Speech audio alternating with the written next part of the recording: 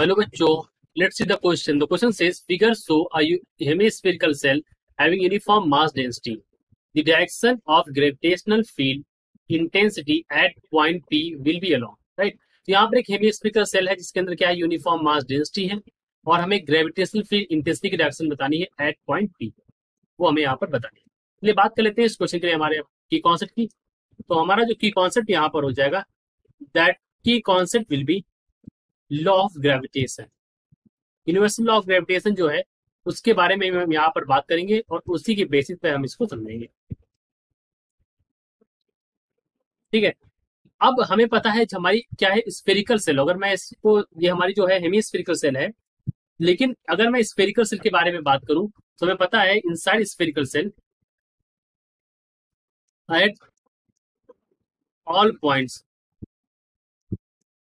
Inside a hollow spherical shell.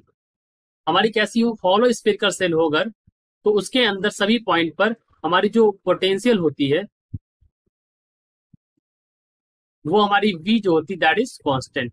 अगर V हमारी constant होती है तो हमारा, अगर V कांस्टेंट है तो जो हमारी इंटेंसिटी होती है, ग्रेविटेशनल इंटेंसिटी होती है, वो हमारी क्या हो जाएगी, जीरो हो जाएगी.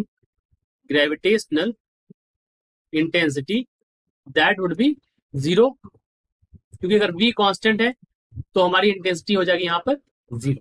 ठीक है. क्यों? क्योंकि देखो हमें पता है, अगर हम ऐसे भी जाना समझ सकते हैं, अगर E is equal to minus DV by D R देखें, इसके रिस्पेक्ट में देखें तो V कांस्टेंट हो गया तो डीवी बाई डी आर, हमारी जो फील्ड है वो भी जीरो, तो इंटेंसिटी भी हमारी यहाँ पर जीरो है.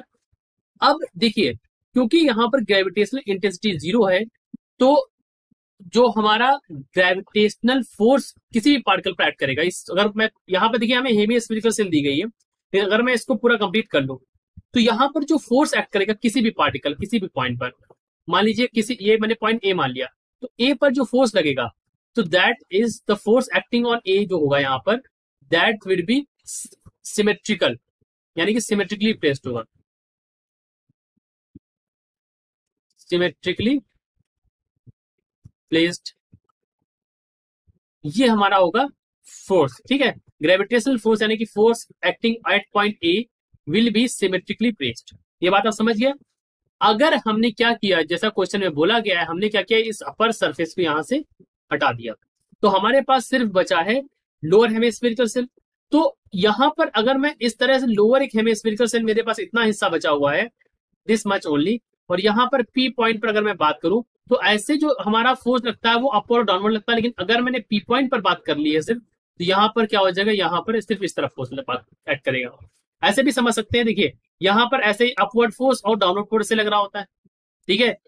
तो इस ऐसी कंडीशन होती है, लेकिन अगर यहाँ पर हमने अपवर्ड वाले हिस्से को ही हटा दिया तो पी के द्वारा लगने वाला जो फोर्स होगा दैट वुड बी डाउनवर्ड. और क्योंकि ग्रेविटेशनल इंटेंसिटी जो होती है that is gravitational force per unit mass. So let me tell you कि हमारा जो ग्रेविटेशनल फोर्स मैंने आपको बताया यहाँ पर, तो ग्रेविटेशनल इंटेंसिटी जो होती है that is equals to gravitational force per unit mass. Gravitational force per unit mass. इस वजह से जो इंटेंसिटी की डायरेक्शन होगी हमारी, the direction of gravitational intensity, it will be along, अपने ऑप्शन में अगर आप देखें तो यहाँ पर क्या है, यहाँ पर अपने जो बना है यहाँ पर इसके अलाउंग देखें तो डाउनवर्ड कहाँ तक किसको शो कर रहा है, सी को शो कर रहा है, तो अलाउंग सी होगा. तो हमारा जो ऑप्शन होगा वो होगा जिसमें कि हमारा सी वाला हो. तो अपने ऑप्शन में देखें तो थर्ड वाला ऑप्शन यानी कि सी वाला ऑप्शन यहाँ पर करेक्ट है. सो the direction of gravitational field intensity at point P will be acting downward, and that is acting downward. Let me also write this as acting downwards. और acting downward से अगर आप देखें यहाँ पर तो हमारा in the direction of C होगा. I hope you understood it well. Best of luck.